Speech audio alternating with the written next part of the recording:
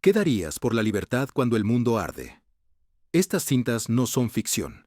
Nacieron de actos de coraje, sabotaje y desafío, desde montañas hasta ciudades rotas. Estas historias muestran hombres y mujeres que lucharon cuando rendirse era más fácil. Algunas fueron prohibidas por mostrar demasiada verdad. Otros fueron eliminados por desafiar la propaganda. Son 15 filmes de resistencia y partisanos que ocurrieron. Número 15. Ejército de las Sombras. En 1969, El Ejército de las Sombras de Melville no fue un éxito de taquilla. Era un espejo ante Francia ocupada.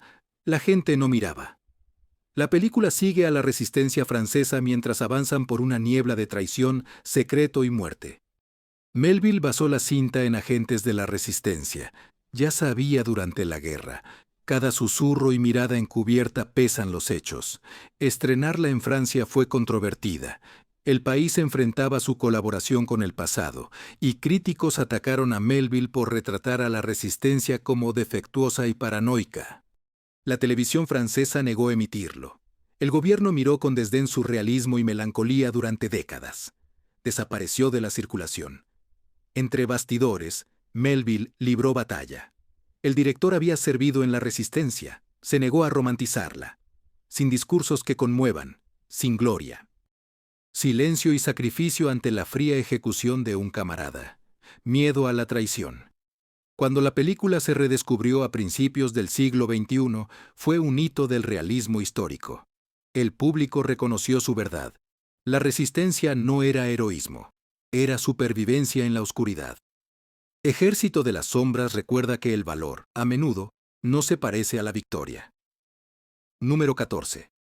La Batalla de Argel 1966. La Batalla de Argel fue prohibida en Francia por 5 años.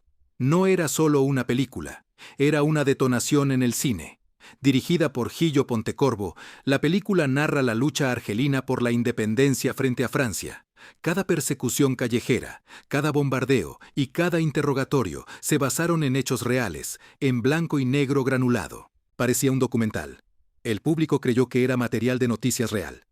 Las autoridades francesas lo llamaron propaganda peligrosa. El Pentágono lo proyectó para estudiar la guerra de guerrillas. La película era veraz. Tanto revolucionarios como contrainsurgentes la usaron como manual detrás de la cámara. El caos reinaba entre actores no profesionales. Muchos de ellos, antiguos militantes, se interpretaron. El ejército francés lo condenó. Los productores italianos recibieron amenazas graves. Incluso la ONU debatió su retrato de tortura. El impacto persiste. Hoy se estudia en escuelas de cine y en academias militares. Sigue siendo el retrato máximo de la rebelión urbana y del conflicto moral. El mensaje arde a través de décadas de censura y negación ya. La ocupación forja lucha y esta forja fantasmas que ningún imperio silencia. Núm. 13. Canal, 1957. El canal de Andre White es una de cintas de la resistencia. Ambientado. Durante Varsovia en 1944, narra la historia de una unidad polaca forzada a refugiarse en alcantarillas para escapar del cerco germano. Los túneles claustrofóbicos de la película son tumba y símbolo. Estos hombres y mujeres eran reales. Su lucha fue borrada por el fuego nazi y la política soviética. En Polonia sorprendió al público. El gobierno esperaba triunfo patriótico. En su lugar llegó la desesperación. Soldados muriendo solos en la mugre. Mandos pierden la fe. Amantes buscan una luz que nunca llega. Críticos acusaron a Wajda de minar el espíritu nacional. Las autoridades comunistas dudaron en promoverla en el extranjero. Fuera, el mundo entendió que la película obtuvo un premio del jurado. Los críticos occidentales la vieron como verdad, no propaganda. Wajda capturó la resistencia condenada con dolorosa honestidad. Entre bambalinas, el director trabajó bajo vigilancia de censores, trató de recortar escenas de desespero y futilidad. Wada se negó. Dijo que la verdad era resistencia. Décadas después, Kanau permanece como un memorial a los combatientes olvidados de Varsovia. Nos dice que el valor no se mide por la victoria, sino por negarse a rendirse aun cuando el mundo se detiene. Viendo el número 12, Flame y Citron, 2008, cuando se estrenó Flame y Citron, reavivó el debate nacional en Dinamarca. No era una película patriótica de guerra, era una disección del compromiso moral bajo la ocupación nazi, dirigida por Ole Christian Madsen. Basada en las hazañas reales de dos legendarios resistentes, asesinos Bent Fauchau, conocidos así como Flame, y Jürgen Hagen Smith, llamados Citron. Ambos hombres eran parte del grupo Holger Danska, activo a la sombra de Copenhague durante la Segunda Guerra Mundial. Al principio, la película fue la más ambiciosa producción dinamarquesa. Luego, al ver la historia, la resistencia glorificada cayó. Esos héroes mataron sin juicio a los traidores. Dudaron de sus órdenes ya. No solo fueron muy perseguidos por la Gestapo, sino también por traición entre filas. Mattsson los mostró humanos, con fallas. Esa verosimilitud los inquietó. Los daneses mayores crecieron con historias de un claro bien ante el mal. Detrás de escenas, la producción fue tan intensa como la historia. Ya. El reparto hizo acrobacias peligrosas en lugares de la guerra auténticos que nunca antes se habían usado para rodar. Muchos de esos sitios conservaban las cicatrices de los bombardeos. Historiadores asesoraron. Sobrevivientes protestaron. La película exponía secretos dolorosos, enterrados. Algunos dijeron que reabría heridas. Los críticos elogiaron su coraje moral, otros lo acusaron de manchar el orgullo nacional, pero el mensaje de Madden era claro. La frontera entre héroe y verdugo se desdibuja en cada guerra. Flame and Citron perdura porque no miente sobre lo que la película exige a sus espectadores. Una pregunta que resuena tras los créditos. ¿Cuánta de tu alma estarías dispuesto a quemar para luchar contra el mal? Número 11. Come and See. En 1985, pocas películas han capturado el horror de la guerra de partisanos, como Come and See, dirigida por Elem Klimov, en los últimos años de la Unión Soviética. Sigue a un chico bielorruso que se une a los partisanos y presencia la eliminación sistemática de su aldea por las fuerzas nazis. La historia no es ficción. Klimov basó su relato en informes de testigos y sobrevivientes al estrenarse en Bielorrusia. Censores soviéticos casi prohibieron. Temían su brutalidad, que desmoronaría mitos de la patria sobre gloria y victoria. El realismo del filme era insoportable. Pueblos ardían, niños gritaban, civiles tiroteados. La cámara no apartó la mirada. Era tan auténtica que hasta los figurantes se desmayaron. El sonido de munición real dio realismo. Una escena mostró balas reales sobre la cabeza del actor.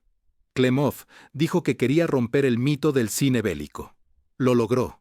Los espectadores salieron del estreno en silencio y pálidos. El gobierno soviético permitió con cierta reticencia que participara en festivales internacionales, donde fue aclamado como una obra maestra. Críticos occidentales lo compararon con un apocalipsis espiritual en el cine. Detrás de la cámara, Klimov luchaba contra sus propios fantasmas. Su esposa, la directora, Larisa Koh, había muerto en un accidente de coche mientras preparaba una película sobre temas similares. Ven y mira se convirtió en su forma de terminar su obra. Él nunca volvió a filmar otra película, diciendo que ya dijo todo lo que se podía decir. Los veteranos aún lo llaman la representación más fiel de lo vivido en la guerra partidaria. No valentía, no victoria, locura. La vida y la pérdida no entretienen, da testimonio. Obliga al espectador a mirar el espejo más oscuro de la humanidad y reconocer que a veces la resistencia es solo seguir viviendo. Número 10. Desafío. 2008. Defiance cuenta la historia de los hermanos Bielski, partisanos judíos, que salvaron 1.200 vidas al formar una comunidad forestal, oculta en Bielorrusia ocupada, dirigida por Edward Zwick. Estuvo protagonizada por Daniel Craig en el papel de Tuvia Bielski y se basó en hechos tan increíbles que los historiadores, en su día, los descartaron como leyenda. Pero la película se nutrió de los propios supervivientes y sus relatos confirmaron que cada detalle era verdadero. Tras su estreno, la disidencia dividió a la crítica. Algunos la acusaron de dramatización hollywoodense, otros la celebraron por devolver la dignidad a un capítulo ignorado de la historia de la resistencia. Lo que la hizo controvertida fue su retrato de combatientes judíos armados. Durante décadas, las narrativas sobre el Holocausto se centraron en las víctimas y no en los rebeldes. Zwick desafió esa tradición y enfrentó oposición política en Europa del Este, donde las historias de colaboración siguen tabú. Detrás, el equipo iProduction filmó en bosques lituanos helados con condiciones brutales, reflejando lo que soportaron los Bielski. Muchos actores sufrieron congelación, el equipo se congeló. Luego, Craig admitió que tuvo pesadillas por el rodaje. El director insistió en la autenticidad, usando supervivientes partisanos como asesores para recrear la aldea Woodland oculta, un faro de vida. Cuando la película se estrenó en Israel, fue un momento muy emotivo. Las familias de Bielskis salvados asistieron y lloraron al ver sus nombres en pantalla. En Polonia y Bielorrusia, la película fue recibida en silencio. Algunas autoridades temían debate renovado sobre la colaboración en guerra. Legado de la Resistencia vive en el bosque donde la historia no murió. La película recuerda que, ante crueldad humana, la gente encendió hogueras de esperanza y llamó a eso resistencia. Número 9. Zona Gris, 2001. La Zona Gris es una de las películas de resistencia más angustiosas y malinterpretadas. Dirigida por Tim Blake Nelson, narra la revuelta del Sonderkommando en Auschwitz, en 1944, cuando prisioneros judíos sabotaron un crematorio y se alzaron contra sus captores, basándose en testimonios de supervivientes. Es una imagen tan cruda que muchos cines no la proyectan. Cuando se estrenó, los críticos estaban muy divididos. Algunos la aclamaron como buen cine, otros la llamaron insoportable. La negativa de la película a simplificar el bien y el mal perturbó al público. Estos presos eran víctimas, obligados a ayudar a sus opresores, y aún así resistieron. La ambigüedad moral desconcertó a quienes querían héroes y villanos. Nelson luchó solo para hacerla. Los estudios temían mucho. El tema era muy oscuro para un estreno. Reparto, con Harvey Keitel y David Arquette, rodó en Budapest con frío extremo, dentro de una fábrica abandonada convertida en réplica de un campo de exterminio. Muchas escenas utilizaron testimonios reales de sobrevivientes palabra por palabra. Algunos del equipo se desmoronaron en el set y no pudieron seguir rodando tras su estreno. La película fue enterrada por distribuidores, incómodos con su intensidad. Entre historiadores y docentes, recibió reverencia por su precisión en el Holocausto. El legado de la Zona Gris no reside en la fama, pero, en verdad, nos recuerda que la resistencia no siempre llega con banderas y armas. A veces es un susurro, un acto oculto de reto en un lugar hecho para borrar toda huella de la humanidad. Número 8. Libro Negro. 2006. El Libro Negro de Verhoeven fue su regreso al cine neerlandés tras 2 décadas en Hollywood, y detonó como una granada cultural. La película se basó en historias reales de la resistencia holandesa, muchas de ellas mujeres que se infiltraron en mandos nazis por espionaje. Contó la historia de Rachel Stein, cantante judía que terminó como espía y arriesgó todo para sobrevivir. Fue celebrada y condenada. En los Países Bajos fue un éxito de taquilla y un foco de controversia. Algunos veteranos acusaron a Jovan de sensacionalismo. Otros lo elogiaron por mostrar el caos moral de la ocupación. Black Book mostró que resistencia holandesa no era pura. Traición y codicia, supervivencia incluida, se entrelazaban. Detrás de cámaras, la producción fue grande. Verhoeven reconstruyó La Haya en la guerra con detalle obsesivo. Tanques rodaron por calles empedradas que vieron sangre real. El guión se basó en archivos de inteligencia holandesa clasificados, sellados durante décadas. Incluso el giro final de la película se basó en un escándalo real de posguerra internacional. Los críticos lo compararon con La lista de Schindler y El pianista, pero llevó la intensidad típica de Verhoeven. El director la describió como su cinta más personal, pues vivió la ocupación de niño. El gobierno dudó en apoyarla, temiendo reabrir heridas por la colaboración. Hoy el Libro Negro se alza como una de las imágenes más audaces de la resistencia en el cine europeo. Muestra que la rebeldía no siempre fue noble y que la supervivencia a veces significó volverse aquello que odiabas para destruirlo desde dentro. Número 7. El ascenso. 1977. Larisa Sheko. El ascenso es una obra maestra soviética sobre la fe, la moral y la resistencia. Nacida de relatos partisanos reales en Bielorrusia ocupada. La película sigue a 2 soldados soviéticos capturados por los alemanes. Uno traiciona y otro que no abandona su marcha. Refleja hechos por un cronista de la guerra. Cuando se estrenó Ascenso, aterrorizó a los censores.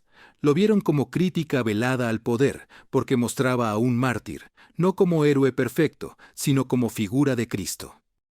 Las imágenes de sacrificio, redención y traición eran demasiado religiosas para doctrinas rígidas. Oficiales intentaron recortar escenas. Shaka ya se negó. La filmación fue extenuante. Las temperaturas cayeron muy por debajo de 40 grados bajo cero. Los actores casi se congelan al aire libre. Rodadas en nieve real. La producción quedó sin película varias veces por burocracia. Sin embargo, a pesar de todos los obstáculos, ella produjo una obra de realismo poético que trascendió la propaganda. Críticos en el extranjero la aclamaron como una de las mejores películas antibélicas jamás hechas dentro de la Unión Soviética. Fue admirada en silencio pero nunca celebrada. La directora tenía apenas 39 años cuando murió en un accidente automovilístico 2 años después, mientras preparaba su próxima película. En la década desde que el ascenso es tan legendario, los cineastas modernos lo citan como cine espiritual en su forma realmente pura. Muestra la resistencia, no como una batalla, sino como convicción interior. Negarse a doblarse, aun cuando la muerte llega ya. Recuerda que la desobediencia verdadera es moral, no militar. 6. El pianista. 2002. De Roman Polanski. Pianista fue una obra y una confesión basada en la memoria de Władys Szpilman, judío que sobrevivió al levantamiento del gueto de Varsovia. Es una de las imágenes más poderosas de la resistencia individual filmadas. La historia de Szpilman era real. Cada nota, cada susurro de supervivencia extraídos de su memoria de vivir como un fantasma entre las ruinas de Varsovia. La película fue un éxito global, ganando la Palma de Oro y 3 Oscars.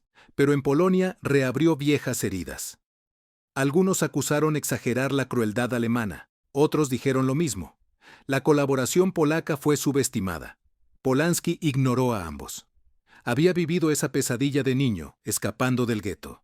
Dijo que la película no trataba de culpa sino de resistencia, sobre la resistencia de un hombre que se negó a morir tras las cámaras. La producción fue brutal. El equipo recreó las calles destruidas de Varsovia con detalle. Adrian Brody perdió más de 30 libras para interpretar al pianista hambriento y se aisló durante meses. Dijo que tuvo que olvidar la felicidad para encarnar la soledad de Szpilman, rodando en el gueto y obligando a Polanski a revivir su trauma infantil. Se desmoronó en el set. Cuando se estrenó, impactó al público como tormenta silenciosa. Sobrevivientes lloraron en silencio. Historiadores elogaron su veracidad. Para Polanski, no era solo arte, era un requiem. Para todos los que resistieron sobreviviendo, el pianista demuestra que la resistencia no siempre está en el tiroteo o incluso en las barricadas. A veces está en la negativa a ceder su humanidad, incluso cuando el mundo lo pide. Número 5. Los falsificadores. 2007. Stefan Ruskis. Los falsificadores cuentan una de las historias verdaderas más increíbles de sabotaje en el centro de la máquina nazi. Salm y Sorowitz son seguidos. Un maestro falsificador obligado a participar en Operación Bernhard, el fraude más grande de la historia. Sovich Real se basó en Adolf Berger, superviviente del Holocausto que escribió las memorias que inspiraron el film. Cuando se estrenó la película, sorprendió al público por su complejidad moral. Los prisioneros falsificaron moneda británica y estadounidense bajo amenaza de muerte, pero sabotearon el esfuerzo para resistir. En las entrañas de un campo de concentración, una sutil rebeldía hizo la historia casi increíble. Algunos críticos cuestionaron su autenticidad hasta que Berger confirmó los detalles. La producción fue agotadora. Los cineastas reconstruyeron interiores de campos de concentración con planos antiguos. A los actores se les indicó permanecer malnutridos y sin afeitar en el rodaje. Director se negó a dramatizar más allá de hechos. Quería realismo, crudo y puro. Varias tomas se grabaron en sitios de campos. Una decisión que dejó a los actores emocionalmente destrozados. La película ganó el premio de la Academia a la mejor película extranjera y llevó reconocimiento mundial a una historia largamente ignorada por los libros de historia. Pero también provocó controversia en Austria, donde algunos políticos la calificaron como propaganda antinacional. Rusovitsky afirmó que la verdad no tiene nación, solo conciencia. El poder de los falsarios reside en su rebelión callada. Sin armas ni discursos, solo hombres que arriesgan todo para frenar un imperio con un latido.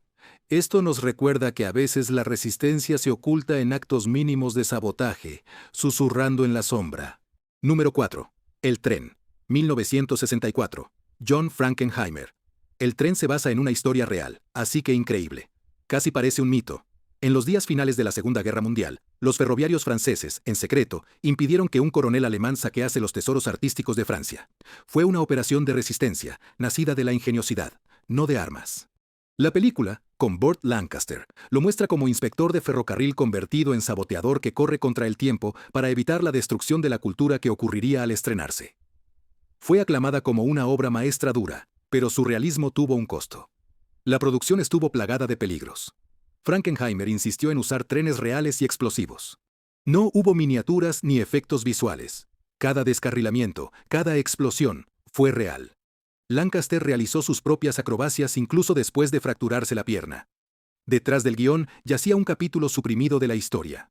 La operación real inspiró el libro La Ronde La, escrito por Rose Valland, una curadora de museo que había arriesgado su vida espiando a ladrones de arte nazis.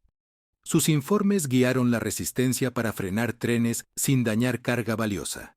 Sin embargo, el gobierno francés de la época minimizó su papel.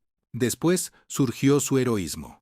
El tren quedó vetado en Europa del Este durante la Guerra Fría por alabar la resistencia francesa y minimizar las contribuciones soviéticas. Pero su mensaje superó la política. Demostró que la resistencia no siempre es derramamiento de sangre. Podría ser salvar el alma de una nación. Hoy la película es testimonio del valor disfrazado de deber. Plantea una pregunta eterna cuando todo parece perdido. ¿Qué es lo que aún vale defender? Número 3. La lista de Schindler. 1993. La lista de Schindler de Steven Spielberg es una de las películas más reconocidas en el mundo, pero sus raíces están en la auténtica resistencia. Oskar Schindler no fue un soldado ni un espía. Era un hombre de negocios, miembro del partido nazi, que usó engaño, soborno y coraje para salvar a más de 1000 judíos. La historia de la película se basa en los testimonios de los supervivientes y en la novela Schindler's Ark de Thomas Kane. Cuando Spielberg inició la producción, muchos dudaban de que pudiera manejar tal gravedad. Los estudios temían que el público rechazara una película en blanco y negro sobre genocidio. Incluso los supervivientes eran escépticos, pero Spielberg la trató como terreno sagrado. Exigió autenticidad. La película se rodó en Polonia, cerca de los campos de concentración originales. Sin sonido, escenarios, sin glamour. Solo historia, brutal y muy honesta. Durante producción, reparto y equipo quedaron muy afectados. Extras supervivientes del Holocausto se derrumbaron en las escenas de deportación porque ya las habían vivido. El peso emocional de la película aplastó a Spielberg. Dijo llorar cada día durante el rodaje. Sobrevivir. Trabajó en Jurassic Park por la noche, como alivio ante el horror diurno. Al estrenarse, la lista de Schindler conmovió al mundo. Ganó 7 premios de la Academia, pero su legado fue moral, no de cine. La película reavivó debates sobre la memoria y la humanidad. Se presentó ante líderes mundiales, soldados y estudiantes. En Israel fue obligatorio verlo en escuelas años después. Los sobrevivientes llaman a la historia de Schindler acto de resistencia civil. Él no luchó con armas, sino con una firme voluntad. La lista de Schindler nos recuerda que, a veces, el acto más valiente en un mundo de odio es elegir la compasión pese al riesgo para la propia vida. En segundo lugar, La Gran Evasión, 1963.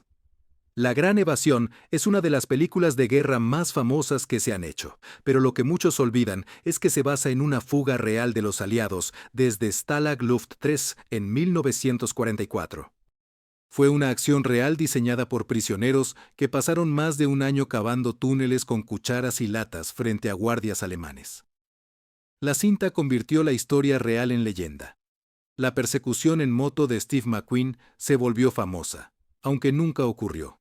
Sin embargo, bajo el brillo de Hollywood late el heroísmo. La fuga fue uno de los actos de desafío más audaces de la guerra. 76 hombres se escaparon. Solo 3 llegaron. 50 fueron ejecutados en represalia. Detrás de cámaras, cineastas llegaron a extremos para honrar a esos hombres. Hicieron túneles a escala humana y consultaron vivos del campo. Pero esta autenticidad causó tensiones. Algunas familias británicas acusaron a la película de glamurizar el evento. Los veteranos la defendieron, diciendo que la memoria seguía viva. Para generaciones futuras, McQueen fue símbolo de desafío. Su personaje encarnaba algo mayor que un hombre. captó el ánimo de cada soldado que rechazó la prisión como fin. Hoy, la gran evasión no es aventura, es solemne elegía. Celebra la voluntad de resistir con valentía el cautiverio, incluso cuando la fuga significa la muerte. Cada fotograma recuerda que la libertad no se concede, es robada a la tiranía por quienes son lo bastante valientes para excavar en la oscuridad con sus manos. En primer lugar, El puente sobre el río Kwai. En 1957, la película de David Lean, El puente sobre el río Kwai, se mantiene como una de las mejores películas de guerra jamás realizadas, y sus orígenes se hallan en la auténtica experiencia de prisioneros aliados obligados a construir el ferrocarril de Birmania para el ejército japonés. Aunque los personajes centrales fueron ficcionalizados, el marco y el sufrimiento eran dolorosamente auténticos, extraídos de las memorias de los supervivientes que soportaron la inanición y la tortura en las selvas del sudeste asiático. Al estrenarse, la película fue aclamada como una obra maestra de espectáculo y moralidad, pero la controversia no tardó en seguir. Muchos veteranos de la campaña de Birmania la condenaron por retratar a los oficiales británicos como colaboradores obsesionados con el orgullo y la disciplina, más que con la supervivencia. Incluso el gobierno británico se distanció de la película, temiendo la reacción negativa de sus propios héroes de guerra. Detrás de cámaras, la producción fue casi tan brutal como la historia filmada en las junglas de Salón. El equipo luchó contra enfermedades, inundaciones y accidentes. El puente para la película era real, y su destrucción explosiva exigía precisión. El actor William Holden casi se ahogó durante el rodaje. El director David Lean exigió perfección. Forzó al reparto y al equipo hasta el cansancio en su estreno. El público quedó maravillado. La cinta ganó 7 premios de la Academia. Mejor película. Tras su grandeza surge una real cuestión moral. ¿Qué es la lealtad? ¿Cuándo está en juego la vida? ¿Obediencia? ¿Resistencia? ¿O rendición? Desde que El puente sobre el río Kwai es ya más que cine. Es un reflejo inquietante de cómo la guerra corrompe incluso el honor mismo. El puente cayó, pero sus ecos, que persisten, siguen en cada corazón que lucha entre deber y conciencia. Estas 15 películas nos recuerdan que la resistencia no es un acto único. 1000 decisiones silenciosas en la oscuridad. Algunos lucharon con armas, otros con arte, engaño o supervivencia. Pero cada una demuestra que la verdad no se borra por el miedo. ¿Cuál de estas historias te conmovió más? Cuéntanos abajo. Si el coraje te inspira, vamos, dale me gusta, suscríbete y comparte. La historia solo vive cuando la recordamos.